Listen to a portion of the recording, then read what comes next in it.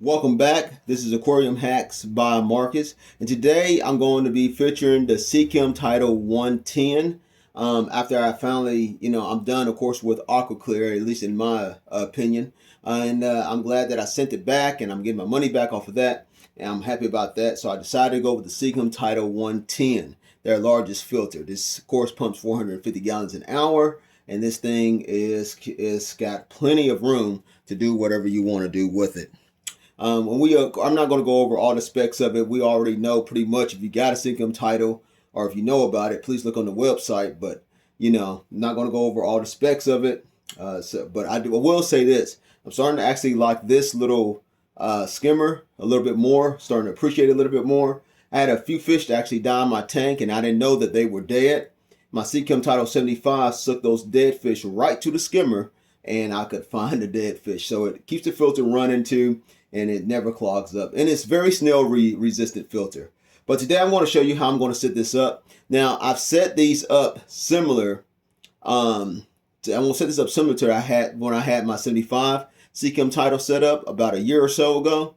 But then I changed it over to planetarium, so to speak, aquarium filter, hydroponics, because I put golden pothos in there.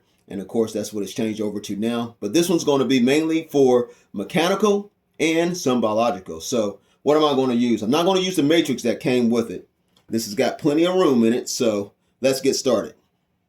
So the first thing is I took that blue sponge. Don't take your blue sponge and just throw it away. But you want to use your blue sponge.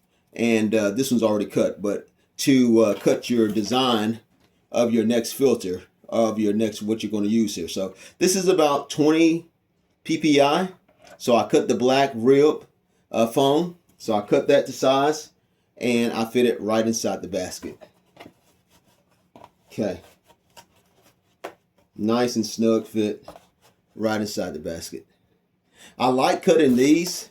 These are about 1 inch thick. They're easier to cut than the 2-inch foam that I'm going to show you here that I'm going to use next. But I like using those. If you can use these here in multiple layers, then I would definitely suggest that you use the rib kind, because they're just so much easier to cut. You're going to get a better cut out of those in most cases. Then I'm going to take a 2-inch jacked up piece of foam that I cut here of PPI 30 PPI 2 inch. Cut that. I'm going to put that right on top of that black foam, just like so. Like I said, I didn't do a great job cutting it. I don't think I had sharp enough scissors. But anyway, I cut it. And if you do find out with your foam that you cut it too short or you cut it too narrow and you don't have enough room to, and you're going to get some bypass, just cut some extra sponge and put it right in its place. Take, for example, okay, now you look here. See, now that had some extra space there. Where there could possibly be a little bypass. So I just cut some thinner foam and put it right there. And then that looked like it's going to be bypassed, even though it's all the way up to the wall, actually. But you can take you another little piece of sponge, cut it, and just slide that little piece of sponge right there in the middle of that. And that's going to be just fine. That's going to take that right there, and that solves that bypass. That's why I like sponges so much, using them. Now I literally have hardly no bypass whatsoever going through at least the sponges. So that's cut very well, very thick, just excellent. Okay, perfect. Now what's the next thing I'm going to do? It's time to put, because this one's big enough to put pot scrubbies in. Time to put the pot scrubbies in. Let's see how many I can get in here. For demonstration purposes though, first. 1, 2, let's see here, 3, and let's see if I get another one in there. 4, get another one in there. 5, get another one in there. 6, 7, I'm getting awful tight with 7. We got 7 in there. Get that 7th one in there. 7 pot scrubbies, and then 8. Okay, so I was able to put 8 pot scrubbies in there. Good enough.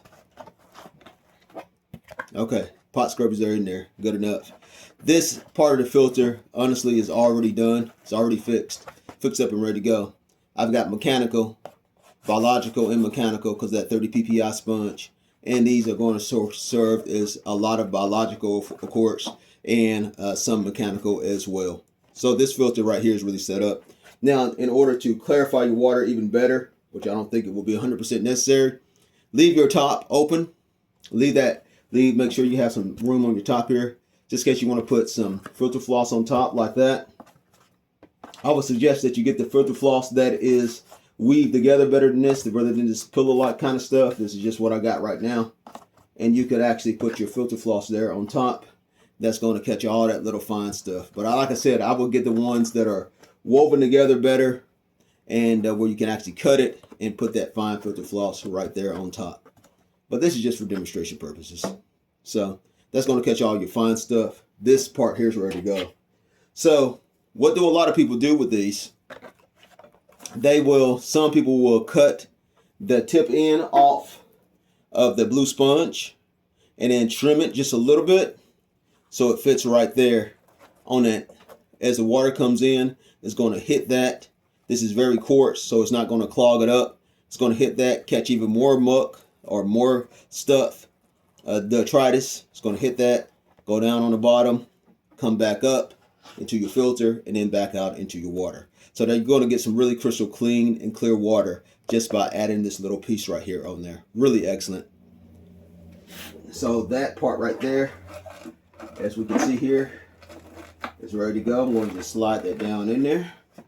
Just slide it down in there, nice and tight. There we go. Okay, so that part there is ready to go. Okay, so that's ready to go. Now, what you're going to do with your intake. With your intake, very simple. All you have to do is just simply add a pre-filter. I would suggest adding a bigger pre-filter to it. You can even get something like Pond Master pre-filter because you don't want to have to clean this out too often, right?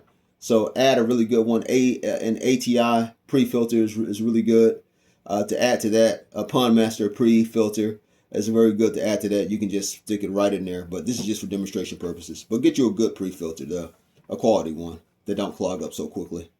So now you got your pre-filter. Okay, pre-filter, you got that, and all you got to do now is just simply get things ready and put your top on, and you're ready to go with this awesome filter. Top's on, ready to go. Set it the way that you want to set it, at whatever level you want to. Make sure that that's open on the bottom. Set it to whatever level you want to set it on.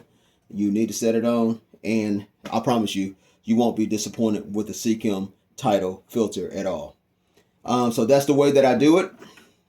But I do want to point out as well, once this filter really gets clogged up and really gets dirty, you might have a little bit of bypass. You see there on the top? I'm always honest with my stuff. Right here in the back, those ribs will cause a little bit of bypass once it gets dirty in here. Will it cause all your water to come out from here? Of course not. You're still going to have water pumping out from the bottom to the top, but just when it gets dirty, some of that water is going to also be pumping out from the back too. So the filter will keep on running and keep on functioning, but just know that when this gets really dirty, you're going to have bypass right back here where those ribbons are at back here. So just take it, do you a little bit of cleansing with your aquarium water, put it back together, and you will be just fine. So I love the Seachem Tidal. I think it's the best filter on the market. And I hope you enjoyed just this little demonstration on how I am going to run this in my aquarium. Hey, until then, guys, it'll be a while because I got to have surgery. But anyway, I'll be back soon. Keep on hacking.